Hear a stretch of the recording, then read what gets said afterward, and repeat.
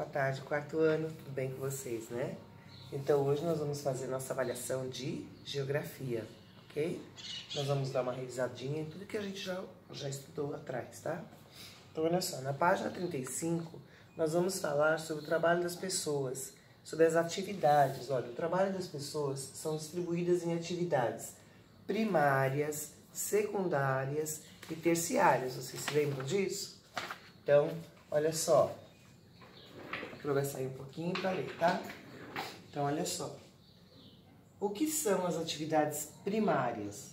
As atividades primárias, elas são aquelas que dependem do meio ambiente, bem como aquelas que se referem ao uso de recursos do planeta, como água, vegetação, materiais e minerais e o solo.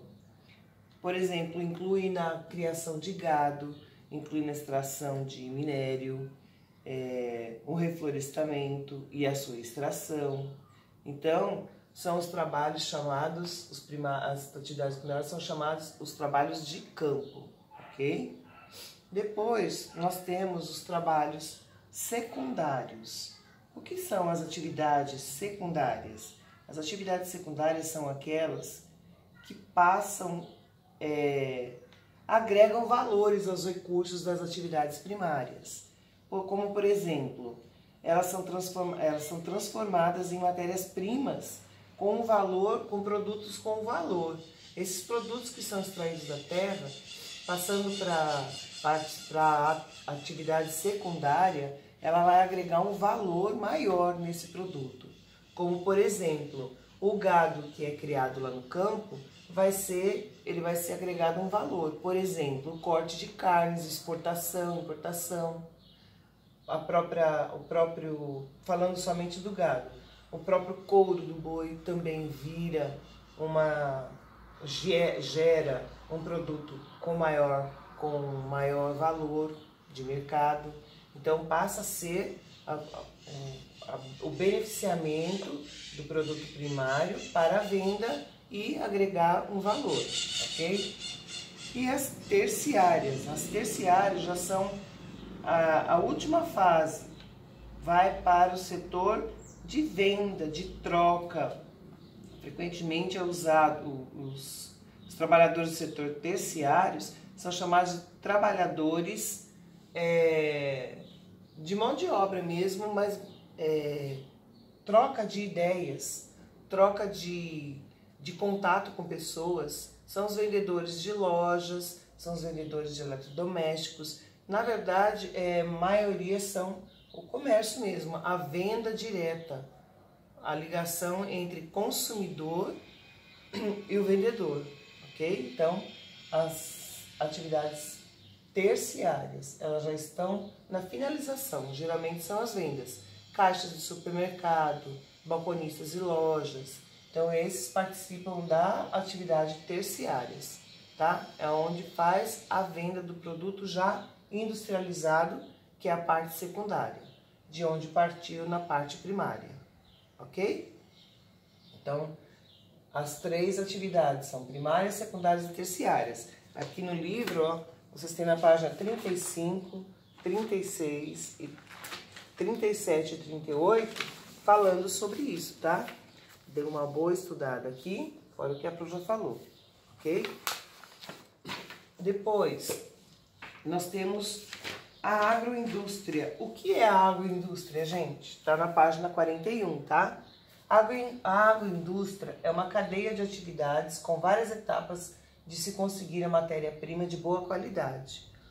Desculpa, gente, que a Pro tá muito ruim da garganta hoje, por isso que tá ruim para falar, tá? A agroindústria é uma cadeia de atividades com várias etapas de se conseguir a matéria-prima de boa qualidade. Então, na página 41, vocês vão estudar também mais sobre a agroindústria, ok? Depois nós vemos com as atividades industriais, as atividades das indústrias. Quais são as atividades das indústrias? São as atividades alimentícia, farmacêutica, gráfica, têxtil, eletrodomésticos e automobilística. Vocês vão estudar essas atividades. Vai passar a página para vocês. essas atividades estarão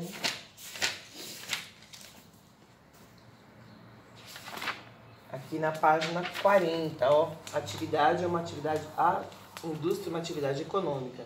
Então estão aqui, ó, as transformações alimentícia, farmacêutica, de bebidas, de brinquedos, de móveis, gráfica, têxtil, mobilística, de eletrodoméstico, entre outras. E aqui na página 40 tem as características de cada uma, ok? Então vocês vão estudar um pouquinho, porque vai cair isso aqui também, tá? Nossa avaliação também está inclusa esta parte aqui, tá? Daqui, as atividades das indústrias. Das indústrias alimentícia, farmacêutica, gráfica, têxtil, eletrodomésticos e automobilísticas. Qual a característica de cada um, ok? Depois, nós vamos vir para classificação. Nós vamos vir para classificação das cidades brasileiras e a sua população. Lembra, pessoal, ó?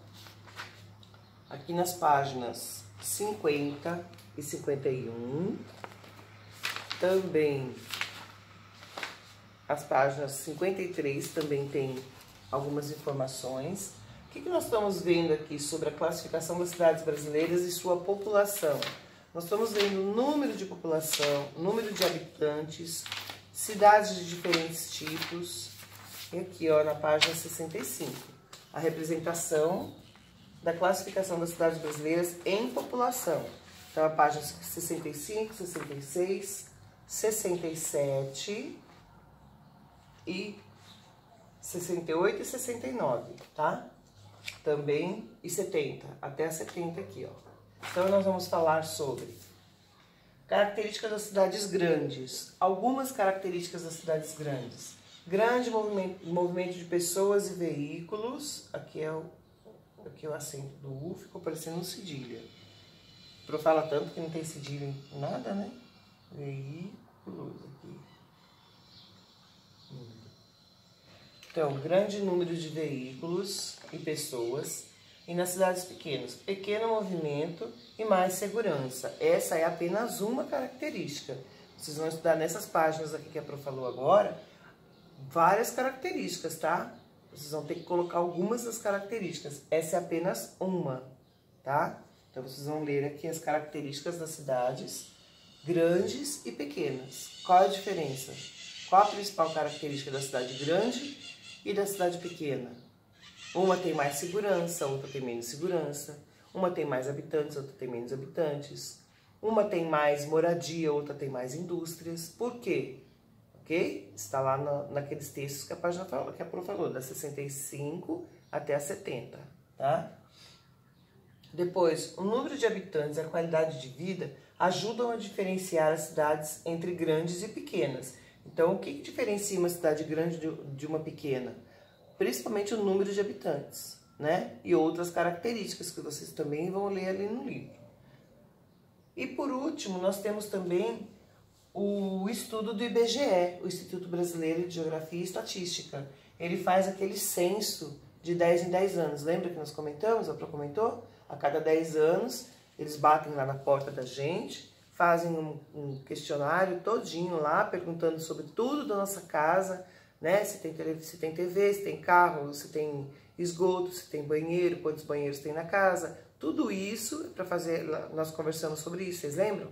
Tudo isso é para fazer um levantamento da nossa vida e descobrir qual é o número exato de população e como essa população existe e como essa população vive. Quais são os benefícios que a população tem e quais são as necessidades mais urgentes para passar para os governantes realizarem. Então, o censo do IBGE, que acontece de 10 em 10 anos, faz esse trabalho de descobrir, colocam censeadores na rua, né? E eles batem na nossa porta, o papai e a mamãe atendem e passam as informações da casa. Inclusive, nós comentamos no começo do ano, né? Que esse ano era ano do IBGE fazer o censo, lembram? Que estava completando 10 anos. Infelizmente, passou para agora, não é mais de 10 em 10 anos, né? Pelo menos esse ano aqui não vai ser, né? Vai ter que passar para outro ano, não sei se o ano que vem ou outro ano qualquer. Mas o censo do IBGE é o que diz exatamente a verdade sobre a população brasileira. como ela vive, em que situação ela vive e o número de habitantes exatos que tem aqui no nosso Brasil. Tá bom, pessoal? Então, o resumo é esse aqui. Agora vocês vão tornar a pegar o livro, dar mais uma revisada, mais um estudo, que vocês devem estudar, vocês sabem disso, né? Se vocês não estudarem para avaliação, pessoal, não tem como, porque nós estamos fazendo a avaliação do segundo bi. Então, nós temos que fazer uma revisão, a nossa cabecinha não é computador, né? Então, vocês peguem o livro agora na parte da manhã, ou já pegaram, né, na parte da manhã, que a Pro deixou o recado lá no grupo do WhatsApp, que já estava disponível o vídeo aqui, ou agora, antes da avaliação, vocês façam, antes de pegar a avaliação, vocês façam essa revisãozinha aqui para ter uma boa avaliação, tá bom, pessoal? Então, uma boa prova a todos. Se precisar, a Pro tá aqui, é só chamar, tá bom?